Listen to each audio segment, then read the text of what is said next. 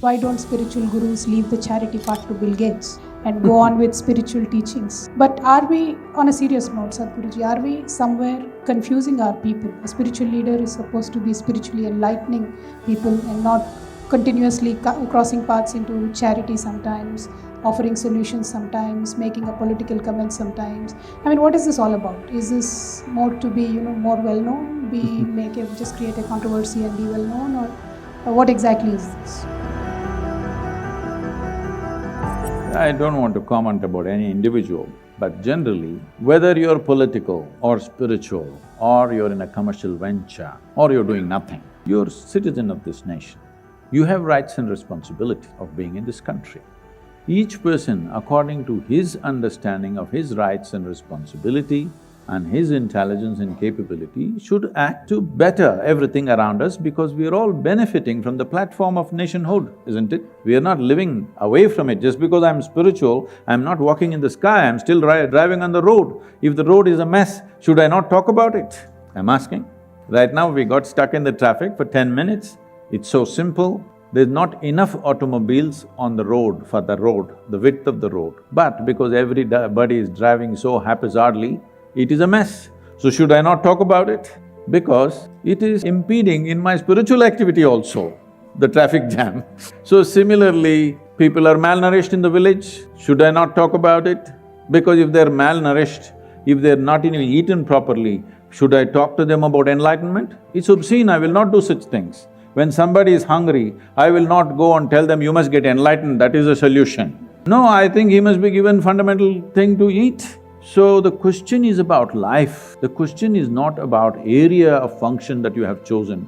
If you want to enhance life, all aspects are involved. Somebody wants to get directly into political space, I would not do that. Not because I think it's wrong, simply because it doesn't agree with my aesthetics, that's all. My focus is elsewhere.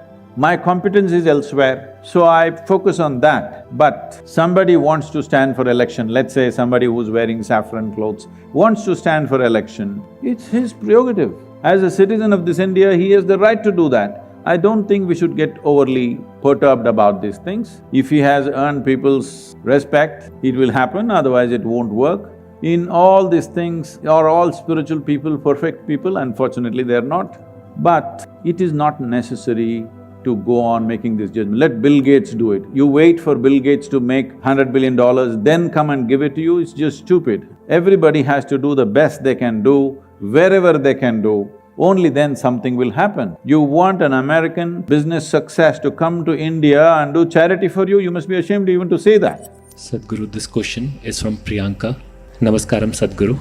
A lot of times you share strong views on political matters, but sometimes I don't agree. I might be a part of the left-wing liberals, which you call as fanatics or WhatsApp university folk. How do I reconcile with you being my guru and yet us having these opposing views on political matters? I'm far more left than you imagine. You will make sure people are left out of all development and all possibilities. If that is your idea of left, that is not my idea of left. My idea of left is a more fair and just administration. I just said more fair and just. There is no such thing as absolutely fair and just society. There's no such thing anywhere. It's never happened till now at least. Even people used to refer, Mahatma Gandhi used to continuously refer to Ramarajya as the just and fair society. Even there, I'm sure Rama's wife Sita herself felt this is very unfair, what's happening to me all her life. I'm sure his children absolutely felt it's absolutely unfair what's been done to them. And I'm sure at many points in his life, Rama himself felt it's unfair what's being done to him. So there has never been an absolutely fair society or an absolutely just society. But largely, most of the things are happening in a fair manner. People may not be equal, at least people have equal opportunity. That's all we can create. Having said that, Priyanka, I want to tell you, I have never expressed a political opinion. If I express my political opinions, you will faint. So I have never expressed. I only pointed out a few facts. You do not distinguish between what are facts and what are opinions, then there is a huge problem. If you believe that your opinion is much more sacred then people's will in a democratic society, then you have a fundamental problem. You're looking for a total revolution. Total revolution in today's world also means total annihilation. These ideas of armed revolution are from 19th century and early 20th century. Time for those revolutions are over. Considering just the weaponry that we have today, if the revolutionaries get the weapons and the forces get the weapons, all that'll happen is destruction and death.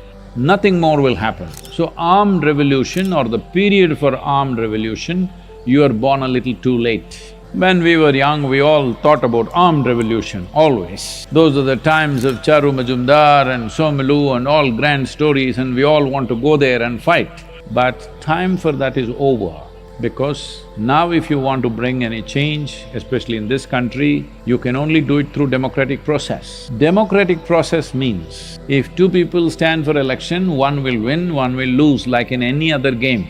So if the losers want to pass laws, losers want to carry the trophy, you think that is fair? Is it fair? Those who lost the game will carry the trophy on their head. This is not fair.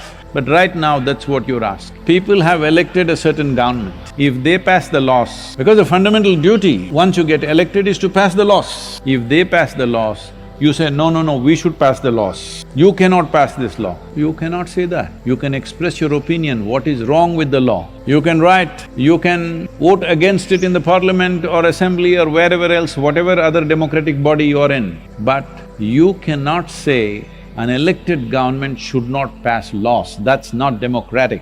Well, this whole left or people who think they are left, they're not left. I see the way they have structured their life, their ideas, their opinions, their emotions. Left means your life is not about yourself, your life is about the community. That's what communism is. I don't know what kind of left you are, because your lifestyle doesn't show that you are left. Your attitude towards others does not show you are left. And you said, I'm a left liberal. You're definitely not liberal, because only you have the freedom of speech and nobody else has. This is not liberal in my understanding.